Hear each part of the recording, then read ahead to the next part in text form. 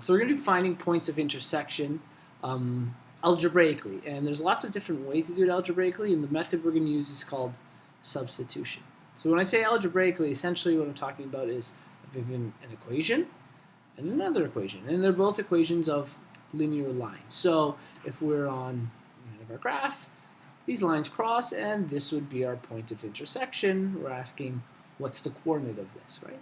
And one method we know to do this is to graph it. So we could graph this, and to graph it is essentially to set it equal to y, and kind of everything else has got to go to the other side. When we graph one of our lines, then we do repeat over here, graph another. But a problem with the graphing is sometimes you can get answers that might be like 3.3 repeated, or as a fraction 5/7, and those are really hard to see in a graph. Those might point at the graph, right?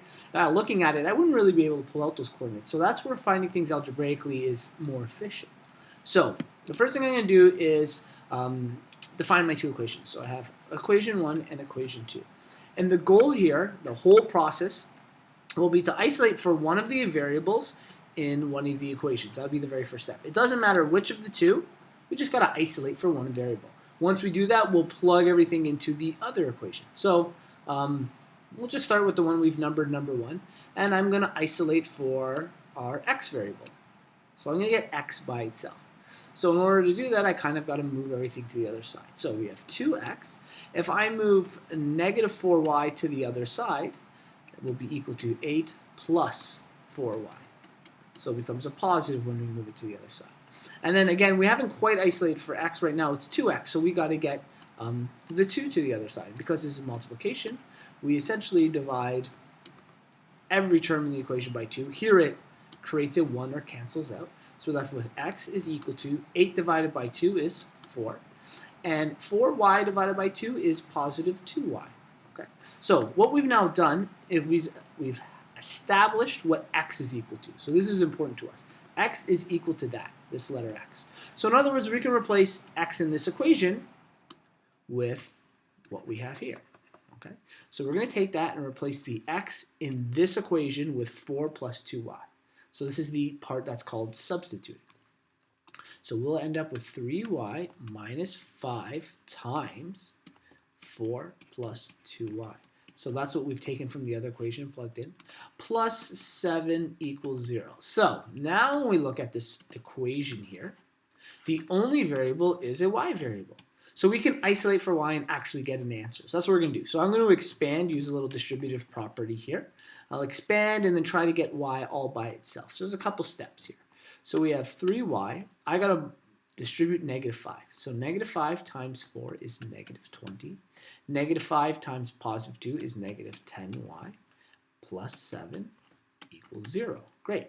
So now we're going to collect our like terms. So I have 3y and negative 10y. 3y and negative 10y will give me negative 7y. I have another set of like terms, negative 20, let's use the bigger one, and positive 7. That'll give me negative 13 is equal to 0.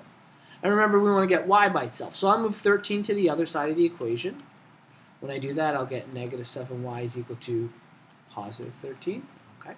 And then get y by itself, we divide both sides by negative 7, similar to what we did over here, and we get y is equal to 13 over 7, and the whole thing is negative. So that's a value right there that would be pretty hard to see on a graph, 13 over 7. If we bring up a calculator, we can deduce that would be roughly 13 over 7, and it's negative 1.85. So a very difficult value to see on a calculator. But that's only one part of the coordinate, right? When we find a point of intersection, there should be two coordinates. There should be a y value, which we just discovered is negative 13 over 7, and there should be an x value. So we need to now find the x value. So just like we did before where we substitute an entire equation, we're going to substitute this value. I'm going to take this negative 13 over 7, and I can plug it into either equation 1 or equation 2. It doesn't make a difference.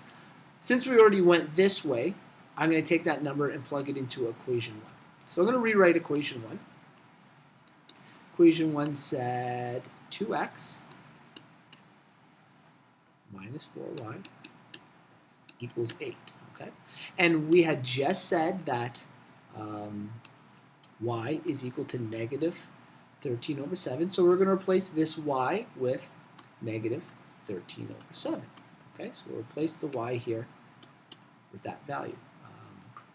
So when we go to write that in, we're going to get 2x minus 4 times negative 13 over 7 is equal to 8. So here's where we get a little more complex in our calculating. I'm going to move this over.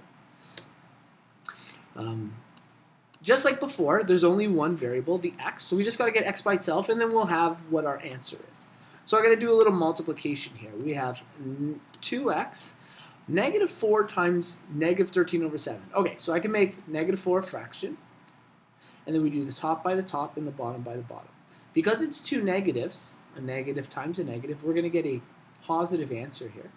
And 14 times, or sorry, not 14, 4 times 13 will be 2, carry the 1, 52, over 1 times 7 is 7.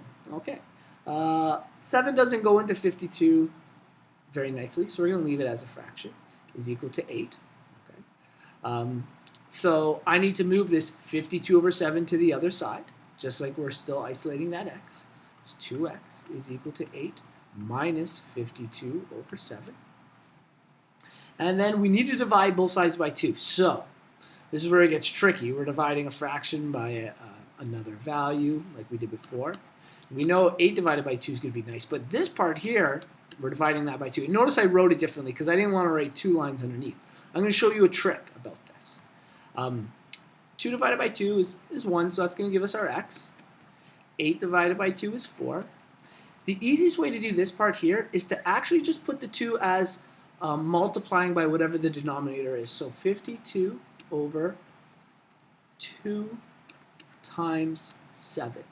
Okay, that would be the equivalent of dividing it by 2. So that's like a trick for you. Okay, so now we still have fractions. We have 4 subtract 52 over 14. I don't think 14 goes in nicely. Let's check. 52 divide 14. I could be wrong. No, it doesn't go in nicely. So I could reduce this fraction, or I could just put 14 over 14 and get like a single fractional answer here. Not 14 over 14, 4 over 14. I'm getting mixed up here. So we know 4 is technically over 1. So in order to get a common denominator, we got to multiply both the top and the bottom by 14. Okay? This is a very complex substitution question. On the bottom, we'll get 14. 14 times 4, that's going to give me 6, carry the 1, 56. So I'm going to get 56 over 14, subtract 52 over 14. And we'll end up with x is equal to 4 over 14, or 2 over 7. Yeah. So after a lot of work, our other answer would be 2 over 7. Again, not a number that would be easily seen on a graph. So I'm going to put these two equations in and see if we're approximately right. 2x minus 4y equals 8. So 2x minus 4y equals 8. So there you go. It graphed it very nicely for us, the first one. 3y minus 5x plus 7. 3y minus 5x plus 7 equals 0. And here we go. So if we see our point of intersection here is at 0.2857 and negative 1.8571. So definitely not values we could have seen by just graphing these. So this is why the algebra is important. And let's check our two fractions there. Our fractions were 2 over 7. So let's just make sure. 2 over 7, 0.285, 0.2857. Yeah, that's good. And 1.857. Remember we did this one before, but it was just a negative value, right? 1 point. Perfect. We got it. That's exactly what we needed. So after all that painstaking work, we actually got the 2 points of intersection.